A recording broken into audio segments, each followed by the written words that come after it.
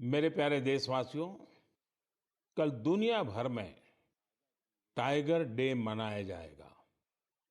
भारत में तो टाइगर्स, बाघ हमारी संस्कृति का अभिन्न हिस्सा रहा है। हम सब बाघों से जुड़े किस्से कहानियां सुनते हुए ही बड़े हुए हैं। जंगल के आसपास के गांव में तो हर किसी को पता होता है कि बाघ के साथ तालमेल बिठाकर कैसे रहना है।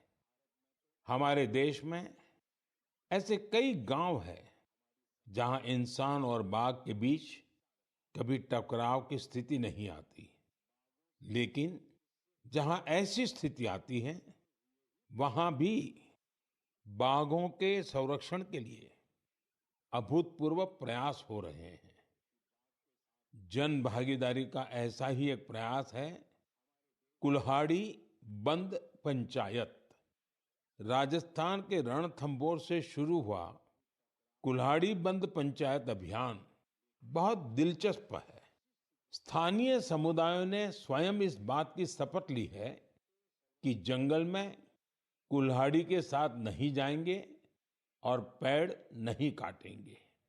इस एक फैसले से यहाँ के जंगल एक बार फिर से हरे भरे हो रहे हैं और बाघों के लिए बेहतर वातावरण तैयार हो रहा है।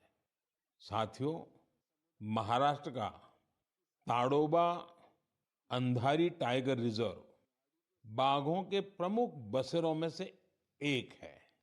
यहाँ के स्थानीय समुदायों, विशेषकर गोंड और माना जनजाति के हमारे भाई बहनों ने इको टूरिज्म की ओर तेजी से कदम बढ़ाए हैं। उन्होंने जंगल पर अपनी निर्भरता को कम किया है ताकि यहाँ बाघों की गतिविधियां बढ़ सकें।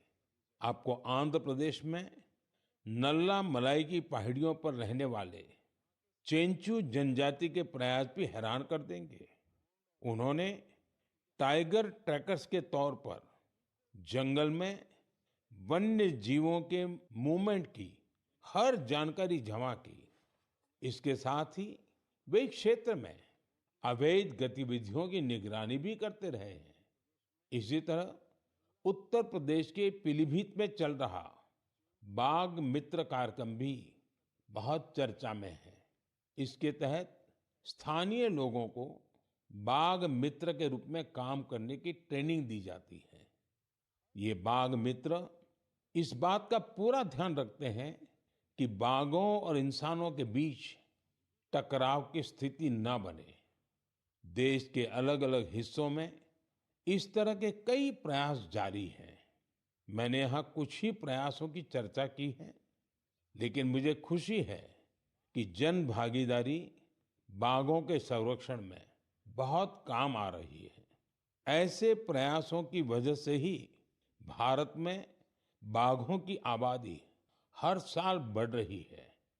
आपको ये जानकर खुशी और गर्व का अनुभव होगा कि दुनिया भर में जितने बाघ हैं, उनमें से 70% बाघ हमारे देश में है। सोचिए, 70% बाघ। तभी तो हमारे देश के अलग अलग हिस्सों में कई टाइगर सेंचुरी है।